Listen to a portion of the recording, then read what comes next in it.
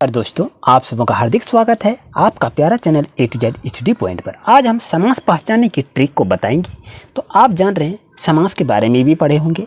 तो समास से अधिकतर क्वेश्चन एग्जाम में पूछे जाते हैं, या तो शिक्षक भर्ती की परीक्षा लिख रहे हैं या किसी तरह की एग्जाम की तैयारी कर रहे हैं, तो उसमें से अधिकतर क्वेश्चन को पूछा जाता है और क्वेश्चन में हम ये नहीं कह पाते हैं कि आंसर सही क्या होगा। आज हम समास के बारे में ट्रिक के साथ आपको समझाएंगे, जो कि आप अच्छी तरह समझ जाएंगे। आइए क्लास की शुरुआत करते हैं। आप देख रहे हैं आपका समास के भेद क्या क्या हैं।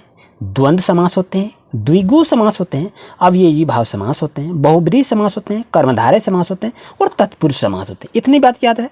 इतने ही को जो भेद हैं, तो ये 6 भेद में से आपसे क्वेश्चन पूछे जाते हैं जो आप सवाल का जवाब नहीं दे पाते हैं, जो गलत हो जाता है। तो प्यारे दोस्तों, अच्छी तरह से समझिए बात को और याद रख लें और अच्छी तरह से अपने स्टडी को बरकरार जारी रखें। आइए क्लास की शुरुआत करते हैं। चैप्टर 1 समास ट्रिक द्वंद्व समास से। द्वंद्व समास का मतलब वो होता है कि जो भी चीज़ हो, जैसे देखिए हम लिखे यहाँ माता, अब हो गया पिता। यहाँ माता और पिता लिखे तो इसका मतलब यहाँ देखिए ये योजक चिन्ह है। ये जो योजक चिन्ह जब दो शब्द के बीच में रहो तो वो आपका क्या होता है, द्वंद्व समास होता है। इसे आप जरूर याद रखें। फिर आपको हम क्वेश्चन के साथ आपको बताएंगे। पहले आपको बताते हैं आखिर ये सब क्या चीज़ कहाँ पर ट्रिक फॉलो किया जाता है।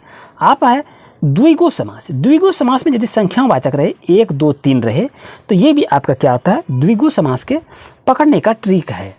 अब यही भाव समास का क्या ट्रिक है, उसमें यदि प्रति, यथा, वे, भर, मात्र अगर ऐसा ही देखने को मिले तो वो आपका अव्ययी भाव समास होता है। इसे आप याद जरूर रखें। अब 4th नंबर की बात करें, बहुब्रीहि समास। कोई तीसरा अर्थ निकलता हो तो वो बहुब्रीहि समास होता है। घबराइएगा नहीं, अभी हम आपके साथ क्वेश्चन भी आपको दिखाएंगे कैसे उसको हम पकड़ते हैं। और 5वां क्या है, कर्मधारय समास, यानी किसी से तुलना करना, तो वो कर्मधारय समास की परिभाषा है।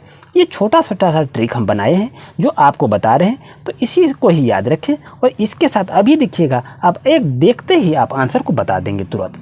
अब तत्पुरुष समास की क्या सूत्र है कि विभक्ति चिन्ह, जैसे कर्ता ने, कर्म को, करण से, संप्रदान का के लिए, जब ऐसा विभक्ति चिन्ह आवे तो वो आपका तत्पुरुष समास के उदाहरण होते हैं। उम्मीद है दोस्तों आपको अच्छी तरह समझ में आ गया होगा।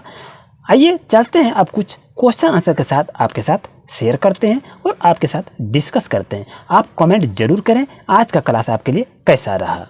अब देखिए क्वेश्चन आपके पास है कि मार्ग वे कौन सा समास है। तो ये देखिए बीच में आपका योजक चिन्ह दिया हुआ है। जैसे यहाँ है मार्ग और ये बीच में आपका योजक चिन्ह कहाँ है, यहाँ पर इसको योजक चिन्ह कहता है मार्ग वे।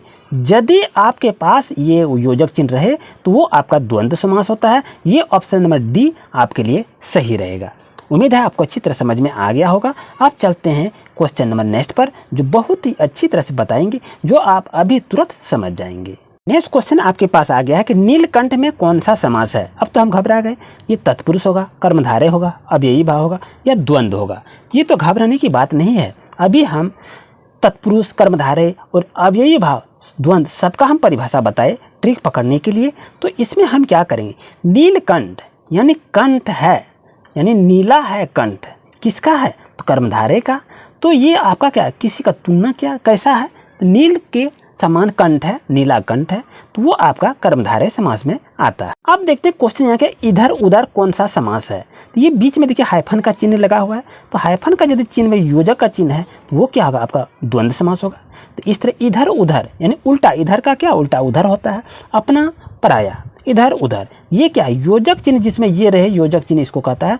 अगर बीच में दो शब्द के बीच में योजक चिन्ह रहे तो वो आपका क्या होता है, वो द्वंद्व समास होता है। अब नेक्स्ट क्वेश्चन आ गया आपके यथाशीघ्र कौन सा समास है। यहाँ देखिए अभी आपको बताए यथा रहे, तो यथा यदि रहे तो वो अव्ययी भाव समास होता है। बस कहानी खत्म हो गया, कुछ नहीं है, एकदम दिमाग में रखिए इसको और अच्छी तरह से आप सीख जाएंगे। आते हैं क्वेश्चन में नेक्स्ट क्वेश्चन को देख रहे हैं कि बाप दादा कौन सा समास है। बाप दादा कौन सा समास है, ये बीच में देखिए आपका योजक का चिन्ह है। यदि योजक का चिन्ह है तो क्या होगा, द्वंद्व समास होगा। तो ऑप्शन नंबर सी आपके लिए सही रहेगा। नेक्स्ट क्वेश्चन आपके पास है कि पंचानन यहाँ देखिए पंच आ गया, यानी पंच आ गया 5 हो गया। जहाँ भी नंबर संख्या वाकाबे 98 99 आए तो वो आपका क्या होता है, वो द्विगु समास होता है, याद रखिएगा। यानी 1 2 3 4 जो नंबर का अंक आवे 55, तो ये आपका क्या हो गया, ये द्विगु समास हुआ। जैसे चौराहा, चौराहा का मतलब क्या, 4 राहों का समूह चौराहा होता है। ये क्या हो गया, ये द्विगु समास के उदाहरण होते हैं। आप देखते हैं क्वेश्चन में नेक्स्ट आ गया लंबोदर, यानी लंबा है उदर किसका, यानी किसी दूसरे की तुलना किया जा रहा है। जब दूसरे की तुलना किया जाए तो वो आपका क्या होता है, बहुब्रीहि समास होता है। तो इसे आप अच्छी तरह से याद रखें। नेक्स्ट क्वेश्चन को देख रहे हैं कि आदमखोर कौन सा समास है, यानी आदमखोर है, किसी तुलना किया जा रहा है, तो ये क्या होगा, आपका तत्पुरुष समास होगा। क्योंकि अब यही भाव होगा नहीं, कर्मधारय होगा नहीं, द्वंद्व होगा नहीं, तो जो बच गया आपका ऑप्शन वही है। इस तरह से इसको नेग्लेक्ट कर सकते हैं, कोई दिक्कत नहीं है। नेक्स्ट क्वेश्चन को देख रहे हैं, यथासंभव कौन सा समास है। यदि यहाँ यथा आ गया तो ये आपका अव्ययी भाव समास होगा। इस तरह से इसको याद रख सकते हैं। नेक्स्ट क्वेश्चन को देख रहे हैं कि नील गाय कौन सा समास है, नीला है गाय, यानी कर्मधारय की उपमा किया जा रहा है, तो आपका ऑप्शन नंबर सी होगा। क्योंकि ये द्वंद्व नहीं है, तत्पुरुष नहीं है, अव्ययी भाव नहीं है, तो ऑप्शन नंबर सी आपके लिए सही रहेगा। नेक्स्ट क्वेश्चन को देख रहे हैं, सेनापति कौन सा समास है। ये तो द्वंद्व नहीं है, कर्मधारय भी नहीं है और अव्ययी भाव नहीं है, तो ऑप्शन नंबर क्या होगा, डी आपके लिए सही रहेगा। इस तरह भी इसको निकाल सकते हैं। बहुत ही अच्छी तरह से हम ट्रिक को बता रहे हैं, जो कि आप अच्छी तरह से समझ गए होंगे। आइए चलते हैं क्वेश्चन नंबर नेक्स्ट पर। अब क्वेश्चन को देख रहे हैं कि पीताम्बर कौन सा समास है। ये एग्जाम में अधिकतर पूछा जाता है, तो इसके लिए आंसर होगा कर्मधारय। क्योंकि पीताम्बर जो है, पीत है अंबर, ये किसी से उपमा कर रहा है और ये द्वंद्व समास नहीं है, अब यही भाव नहीं है, तत्पुरुष भी नहीं है, तो ऑप्शन नंबर बी आपके लिए सही रहेगा। पीताम्बर आपका कर्मधारय समास है। नेक्स्ट क्वेश्चन को देख रहे हैं कि माता पिता कौन सा समास है। देखिए बीच में योजक का चिन्ह है, ये जो योजक का चिन्ह जो होता है तो वो आपका द्वंद्व समास का उदाहरण होता है। तो माता पिता आपका क्या हो गया, ये द्वंद्व समास हो गया। प्यारे दोस्तों, अगर ये वीडियो आपके लिए काफ़ी अच्छा रहा, वीडियो को लाइक जरूर करें और शेयर जरूर करें और चैनल को सब्सक्राइब करके अपने मन लगाकर स्टडी करें। मिलते हैं दोस्तों न्यू क्लास में न्यू अपडेट के साथ। आपके बाद कौन सा क्लास चाहिए कमेंट जरूर करें। Thank you for watching my video.